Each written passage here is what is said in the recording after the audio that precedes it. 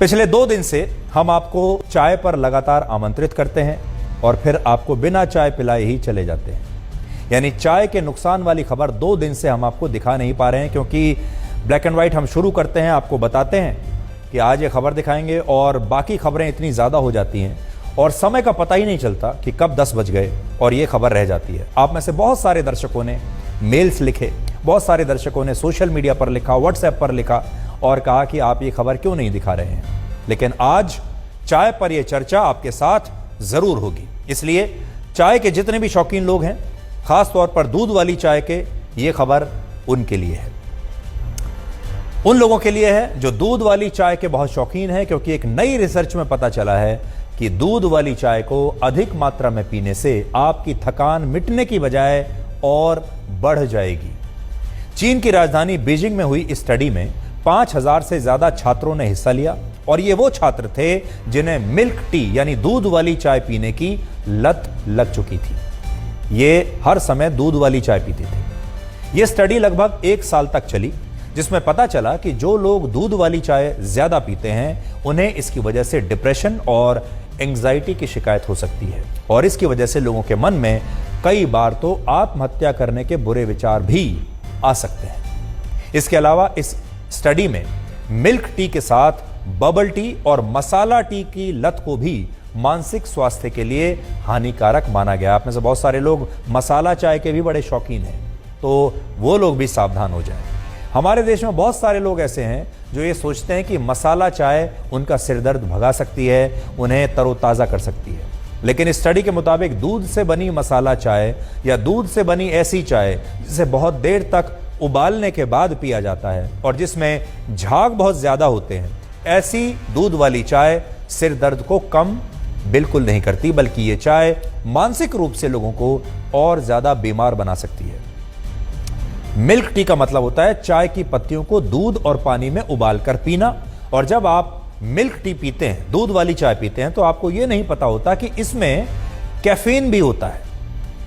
आप दिन में लगातार कई कप दूध वाली चाय पीते हैं और इससे जब आपके शरीर में कैफीन की मात्रा बढ़ जाती है तो यही कैफीन शरीर में एक तरह का केमिकल इम्बैलेंस पैदा करता है और इसका असर लोगों की मेंटल हेल्थ पर भी पड़ने लगता है। और फिर जिन लोगों को दूध वाली चाय पीने की लत है वो लोग और ज़्यादा चिड़चिड़े रहने लगते हैं, उन्हें डिप्रेशन होने लगता है और उन्हें ज़्यादा तनाव होने पर कई बार आत्महत्या करने के ख्याल भी आ सकते हैं। लेकिन आपने कभी सपने में भी नहीं सोचा होगा कि ये सब कुछ चाय की वजह से हो रहा है, क्योंकि जब आप चाय पीने जाते हैं ऐसे समय में जाते हैं जब आपको लगता है कि अब मैं थक चुका हूँ या आपको कोई परेशानी है, आपके सिर में दर्द हो रहा है, आप तरोताज़ा महसूस करना चाहते हैं, तब आप चाय पीते हैं। लेकिन ये चाय उल्टा काम कर रही है। इसके अलावा स्टडी के मुताबिक मिल्क टी पीने वाले हर 1000 में से 1 व्यक्ति को आत्महत्या करने के ख्याल आ सकते हैं और दूध वाली चाय की लत आपके दिल को भी कमजोर बना सकती है।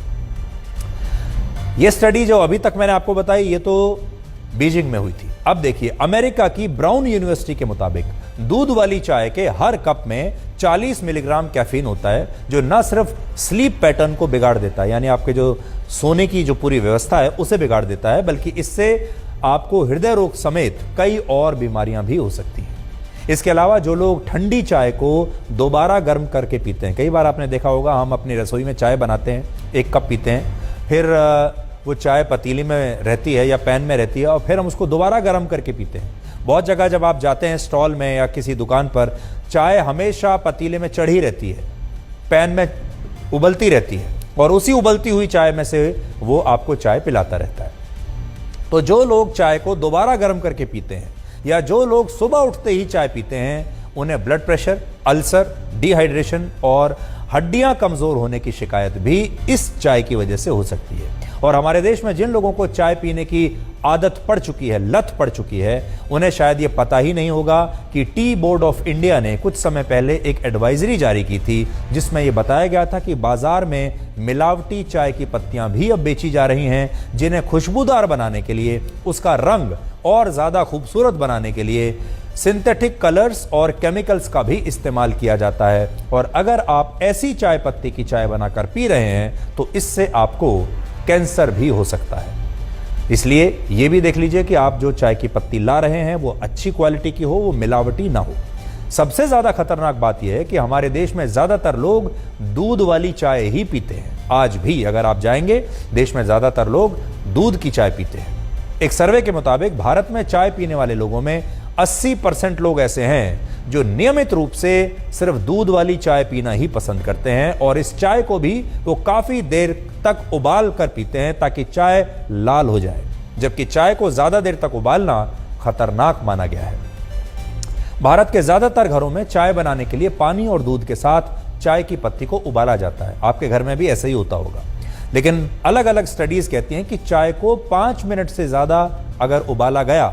तो इससे चाय की पत्तियां काफी हद तक नष्ट हो जाती हैं और फिर ये चाय आपके शरीर के लिए खतरनाक बनती चली जाती है। भारत में जो लोग चाय के शौकीन हैं, उन्हें ये बात शायद पता नहीं होगी कि दुनिया के ज्यादातर देशों में आज भी दूध वाली चाय यानी मिल्क टी नहीं पी जाती, और ईरान में तो दूध वाली चाय को अशुभ माना जाता है, और चाय जब अस्तित्व में आई थी तब भी इसका दूध से कोई वास्ता नहीं था। ऐसा माना जाता है कि चाय की खोज आज से करीब 5000 वर्ष पहले चीन में हुई थी। उस समय चीन के इतिहास के दूसरे सम्राट शेन नोंग अपनी सेना के साथ किसी दूर दराज के इलाके में कुछ देर के लिए जंगल में रुके, क्योंकि उन्हें पानी को उबालकर पीने की आदत थी। इसलिए जब उनके सेवक उनके लिए पानी उबाल रहे थे, तभी पास ही में मौजूद एक पेड़ से कुछ पत्तियां उस पानी में गिर गईं, और इस पानी का जो रंग है वो बदल गया, पानी का रंग ब्राउन हो गया। लेकिन जब सम्राट ने इसे उबला हुआ पानी समझकर पी लिया तो उन्हें इसका स्वाद कुछ अलग लगा, और यह स्वाद उन्हें बड़ा पसंद आया, और इसे पीने के बाद उन्हें बड़ी ताजगी भी महसूस हुई। और कहा जाता है कि यहीं से चीन में चाय की परंपरा शुरू हुई, और चीन में इसे